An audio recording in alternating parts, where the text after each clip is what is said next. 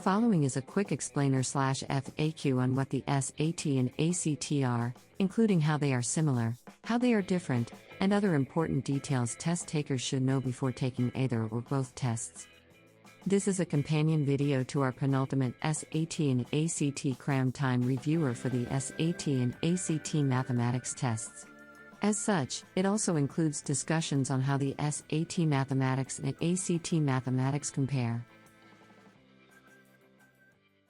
The SAT is a standardized, 3-hour-long entrance exam administered by the College Board. This exam is widely used by colleges and universities in the United States of America and other territories as a part of their admissions processes. The ACT is a standardized, multiple-choice, pencil and paper exam that colleges and universities in the United States of America widely use to make admission decisions.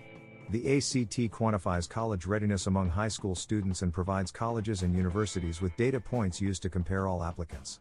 The SAT and ACT share several similarities. U.S. colleges and universities often accept both exams as part of their admissions processes and to determine scholarship awards for incoming students. Both the SAT and ACT evaluate similar topics and measure students' proficiency in key areas that help determine college readiness. Neither exam penalizes students for incorrect or blank answers. Both award points for correct answers. Although the SAT and ACT share many similarities, some key distinctions are worth noting. Following are some key differences between the two tests. In terms of scoring scales and ranges, SAT scores range from 400 to 1600, and ACT composite scores range from 1 to 36. In terms of test format and sections, the SAT includes reading, writing and language, math, with calculator, and math, no calculator. The ACT includes English, math, reading, science and writing, which is an optional essay. The SAT is 3 hours long. The ACT is 2 hours and 55 minutes without the essay section. With the essay, it is 3 hours and 35 minutes long. For their math sections, both tests cover arithmetic, algebra 1 and 2, geometry and trigonometry, but the SAT also covers data analysis, while the ACT covers probability and statistics. The SAT math test includes a section in which the use of calculators is not allowed, and another section in which a calculator is allowed. ACT test takers can use a calculator for all math questions. You may find it interesting that all the solutions we presented in this reviewer do not require the use of a calculator. Unlike the ACT, the SAT does not have a dedicated science section. Since this is a mathematics reviewer for both the SAT and the ACT, let's spend a little bit more time to discuss how SAT math and ACT math compare, which is longer, which is easier, and so on. First of all, whether SAT math or ACT math is more difficult than the other depends on the test taker. While there are similar mathematical concepts on both tests, test takers might find one or the other more difficult based on their own math skills. ACT math isn't harder than SAT math or vice versa, despite what the myths say. Either way, the SAT is 50% math while the ACT is only 25% math. You might think then, that if math is your best subject, the SAT is the way to go. Take note however, that the ACT covers more math topics than the SAT does, so you actually need to know more material for the ACT math section. Which one to take then, the SAT or the ACT? It depends on the college or university.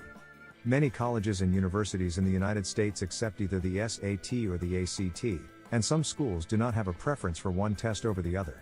However, there are a few universities that may have a preference for one test, or require one test over the other for admission.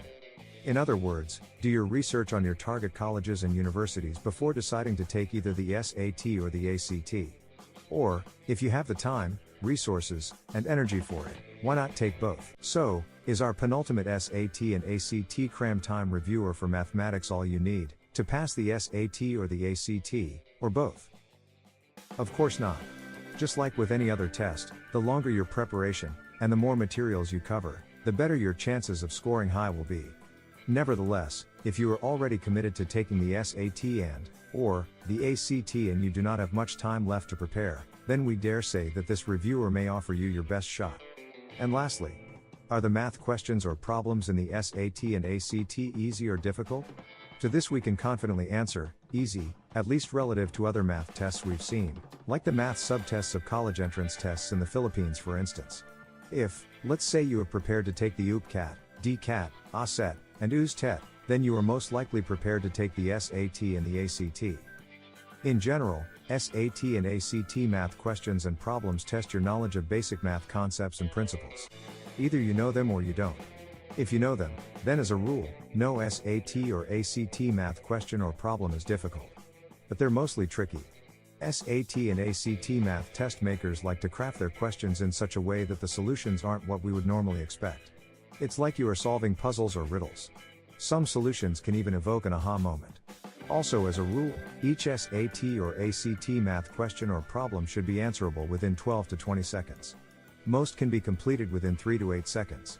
If you are spending more seconds than these estimates, chances are, you are heading in the wrong direction with your answer.